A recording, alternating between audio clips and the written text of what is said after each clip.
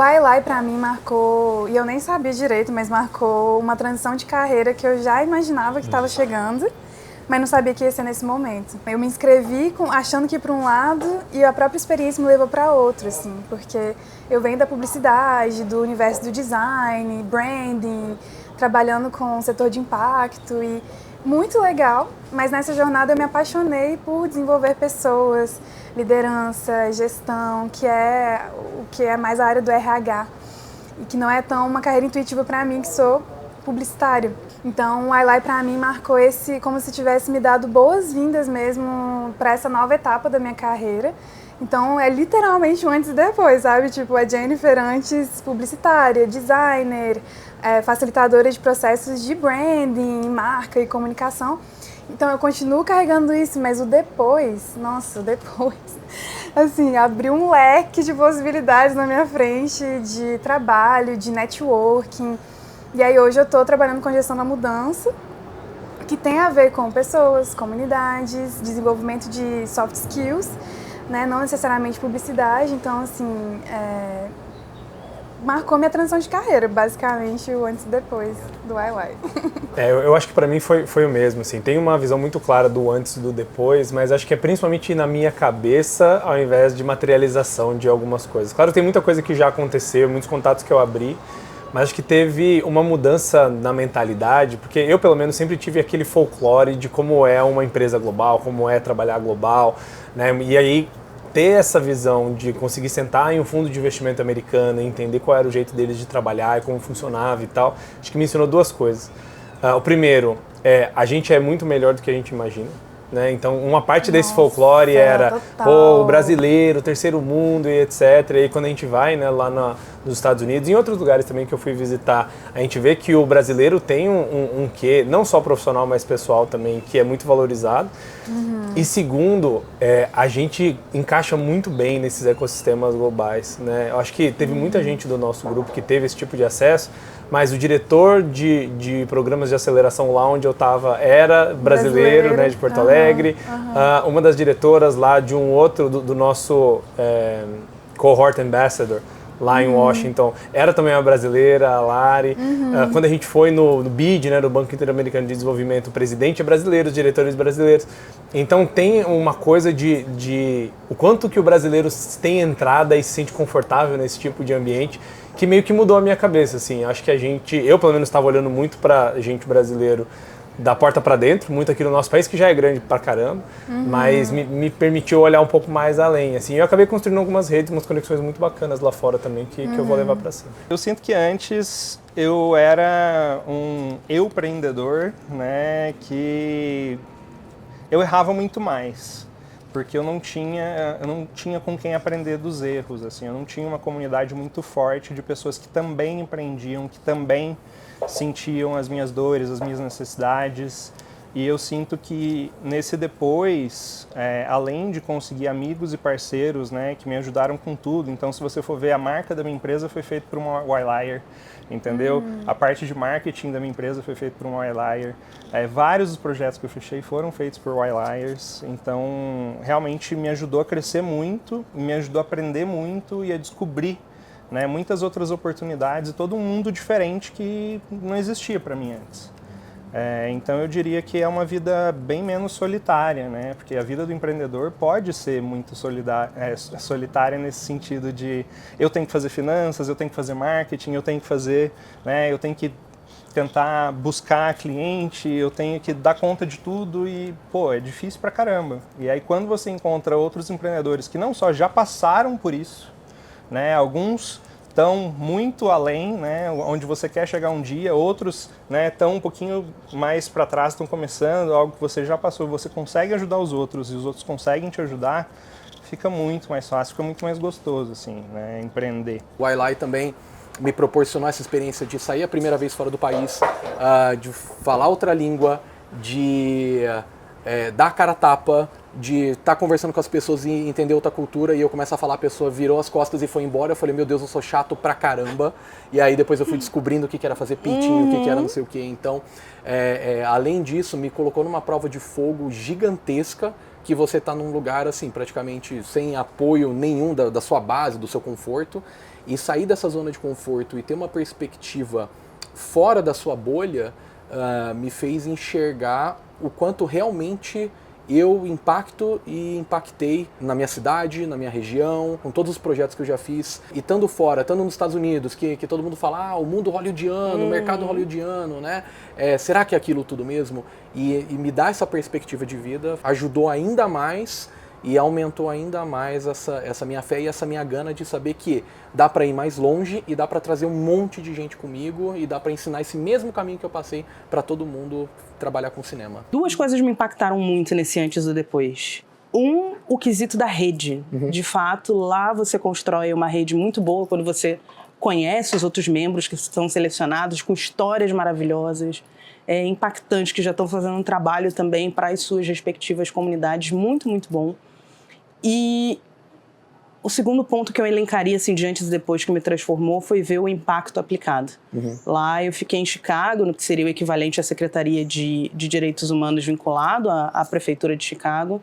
A gente desenvolveu, antes do prazo até, a gente tinha 4 semanas, consegui entregar em 3 semanas, 2 treinamentos, um sobre combate a racismo e outro sobre combate à violência de gênero, que foi aplicado para as empresas locais, porque parece que elas têm que fazer um treinamento obrigatório nesse sentido, pelo menos quando elas são registradas ali na cidade de Chicago, e ver todo esse impacto, comemorar com um time ali que eu fiquei, e entregar tudo isso antes do prazo e ter toda essa convivência, eu fui quase uma filha ali enquanto eu estava, foi algo muito bom. Então, transformou muito a minha vida e eu recomendo muito que quem tem isso como objetivo vai lá e faça, tente 1, 2, 3 vezes, quanto for necessário. Eu tentei por 3 anos. Olha... E foi no último ano, 35... Falo, o negócio é a cabeça dura, até porque a gente vai melhorando a nossa narrativa e entendendo também por que as coisas acontecem como acontecem. Sabe? Não pode existir, né? Resiliência. Não pode existir, é resiliência. Se você quer aquilo, se faz sentido, vai lá e tenta várias vezes. No caso do Wailai, o Wailai ele me deu uma coisa que eu nunca tive. Mas não me deu 100%, né? Não significa que eu sou assim. Mas ele me deu uma ousadia maior. Então, tipo assim... eu tenho menos medo, eu ainda tenho, então eu não sou a cara de pau ainda, eu me vejo, eu queria ser um dia, que eu acho muito massa quem eu admiro muito, mas eu não sou isso, vem de várias questões da minha vida, mas eu não sou, e o Wailai me empoderou, digamos assim, essa palavra tá batida, mas o Wailai me empoderou pra eu, sei lá, tentar fazer coisa maluca, me inscrever num negócio que eu acho que eu não vou conseguir, daí, porra, vai e consigo, não pode falar palavrão. Aí vai e consigo, aí... Então, o Wailai mudou muito isso. Então, eu acho que, com certeza, a Cíntia que eu me vejo hoje, daqui a 5 anos, é ridiculamente diferente da Cíntia que eu me via se você me fizesse essa mesma pergunta 1 ano atrás. Porque se você me perguntasse isso 1 ano atrás, eu só ia dizer assim, eu acho que eu vou continuar com a minha empresa e eu vou ter a minha vida e eu vou estar com o meu cachorro, com a minha casa e com as minhas coisas.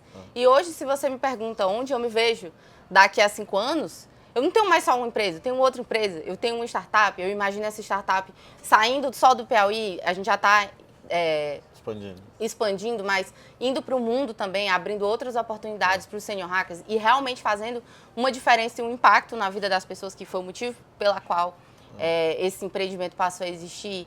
E eu imagino, principalmente, e até em sentido de crescimento, uma coisa que eu não pensava tanto.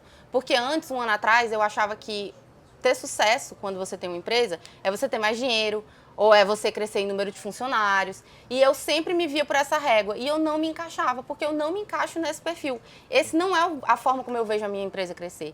Então, hoje eu imagino, que é a minha primeira empresa, primeiro baby formal, né?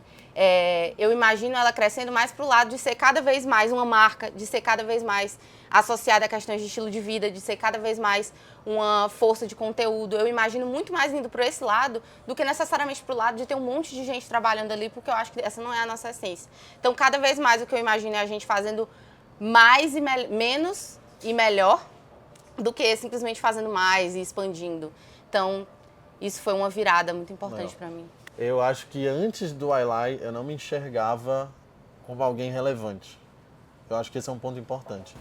E aí quando eu cheguei em Brasília, né, primeiro que eu fui selecionado, já foi estranho. Mas quando eu cheguei, estranhíssimo. Quando eu cheguei em Brasília, que aí Tô falando por mim.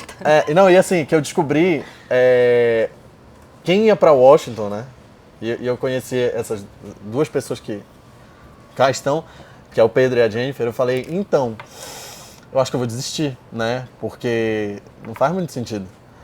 E aí, o iLai também, acho que trouxe, eu não gosto muito da palavra, mas trouxe empoderamento no sentido de, cara, você pode figurar entre os melhores do Brasil, sabe?